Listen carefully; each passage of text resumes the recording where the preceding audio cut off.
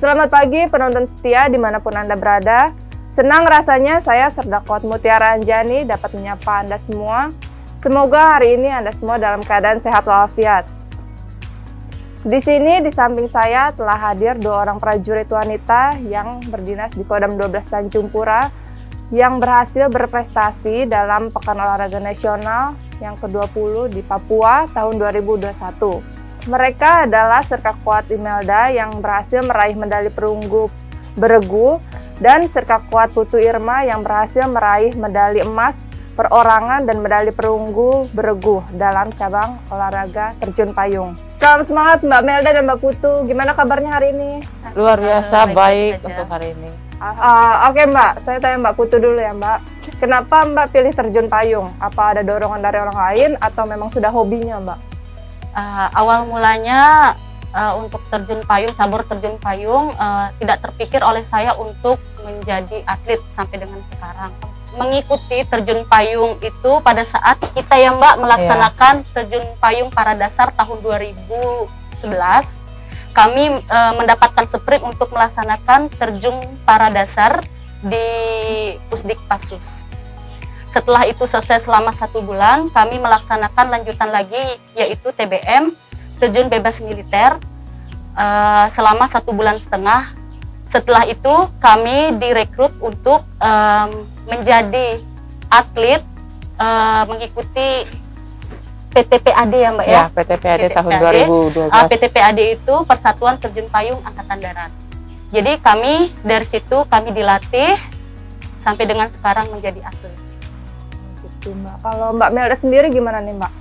Kalau saya sendiri sebenarnya ini bukan hobi ya, karena waktu itu tadi sudah diceritakan oleh teman saya juga, Serkakuat Putu, bahwa kami direkrut untuk menjadi atlet awalnya, dan awalnya tuh nggak setuju juga untuk mengikuti atlet terjun payung, karena itu kan bermain dengan nyawa, tapi dengan tekad yang kuat, saya bersama Serkakuat Putu bisa membawa nama baik Kodam 12 Tanjung Pura juga saat ini. Mendapatkan medali emas dan medali perunggu itu kan pastinya nggak mudah ya Mbak ya. Terus melalui berbagai persiapan-persiapan yang disiplin pastinya. Nah, menurut Mbak nih bagaimana nih saat menghadapi peserta lain gitu Mbak perasaannya? Untuk menghadapinya yang pertama itu pasti intinya berdoa dulu, berdoa dan berusaha, dan pastinya dalam satu tim itu harus kompak, karena kalau tidak kompak itu pasti akan mendapat nilai-nilai yang kurang memuaskan. Pertama kita berdoa seperti yang Mbak Melda bilang. Yang kedua kita menyiapkan mental, karena di dalam terjun payung khususnya ketepatan mendarat, kita harus menyiapkan insting kita yang kuat untuk mendarat di titik yang dituju. Menurut Mbak nih, kalau lawan yang paling berat itu yang dari mana Mbak? Kalau lawan yang paling berat sebenarnya tidak ada, untuk diri sendiri aja. Sebenarnya lawan itu adalah teman kita. Jangan kita menganggap musuh kita itu sebagai lawan kita, karena lawan yang sebenarnya ada diri kita. Karena dari diri kita itu maka timbullah sebuah motivasi yang untuk kita memenangkan sesuatu. Karena kalau kita yang tidak mengendalikan diri kita, ya. Jadi kita harus bisa mengendalikan diri kita sendiri gitu. Dan faktor cuaca juga waktu itu pada saat kami pertandingan sangat mendukung sekali. Boleh tahu nggak nih Mbak, selama Mbak latihan dan pertandingan itu ada kendalanya nggak sih Mbak? Saya mau menyampaikan sedikit. Pertama itu tentang perlengkapan. Payung kita itu kebetulan waktu itu kita tuh didukung payung baru. Dan itu payung baru sekali, dan payung itu adalah parafoil gold. Dan kita belum tahu mengenal apa-apa. Kami di sana kan 2 bulan dan tidak ada tesnya sama sekali. Di sana kayaknya orang bilang kalau di bahasa kasarnya lah ya, makan tidur ya, nggak ada kegiatan sama sekali. Setelah itu pada saat mendekat pertandingan, kami diperintahkan untuk TC, dan waktu itu 8 kali, dan payung itu juga kebetulan payung dari kami pinjam, dan saya menggunakan payung baru karena waktu itu payung saya juga nggak ada. Dan kami sangat beruntung sekali ya, karena tanpa bantuan dari penerbang juga kami nggak dapat TC waktu itu 8 kali. Dan itu aja sih untuk kesulitan-kesulitannya. Pertama itu tentang perlengkapan aja. Iya, perlengkapan. Yang lain-lain itu nggak ada ya Mbak?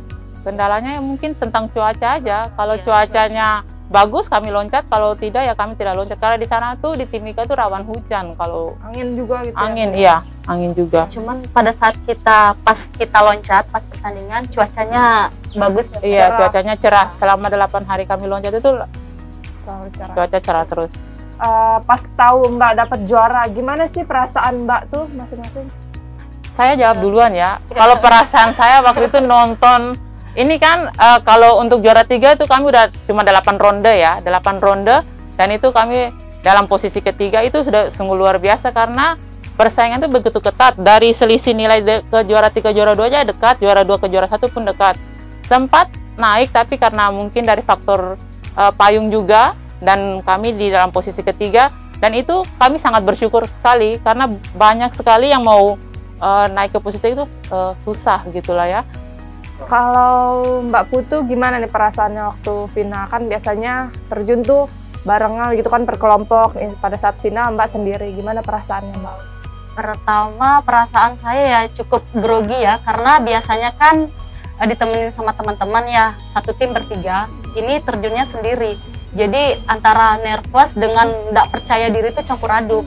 Tapi saya akan meyakinkan diri saya sendiri, bahwa saya bisa melaksanakan terjun itu dengan baik dan aman. Dan berkat teman-teman juga, dukungan dan teman-teman juga, akhirnya pada saat mendarat waktu itu saya tidak tahu kalau saya bisa mendapat juara 1. Mbak Melda sendiri yang langsung teriak, langsung menyamperin saya dan meluk saya bahwa Putu, kamu juara 1. Kebetulan waktu itu ada pelatih juga, pelatih tenang aja. Kata-katanya pertama tuh tenang aja, ini punya kita hari ini katanya. Itu pelatih Pak Erpintono itu kan kebetulan sama-sama tuh, tenang aja Maria, ini punya kita hari ini. Putu pasti dapat juara. Nah, itulah saya yakin. Makanya dari situlah WA kan, Bu Irdam pun saya WA. Ibu, hari ini Putu naik final, Ibu doakan ya. Sampai siapa Rosdiana, mama saya cerita, Mama doa, iya nanti nak, nanti, jangan nanti mah, langsung masuk berdoa aja mah. Ini Putu mau berjuang ini. Jadi pada saat tunggu dia tuh, jadi dia belum lihat nilai, saya belum lihat Putu kok juara, itu langsung kita sampai di situ. Jadi perjalanan dari Bull sampai ke tenda tuh saya yang nangis yang paling banyak. Kayaknya perjalanannya itu panjang loh, buat dapat emas itu panjang sekali. Gitu loh, perjuangannya dia tuh luar biasa gitu.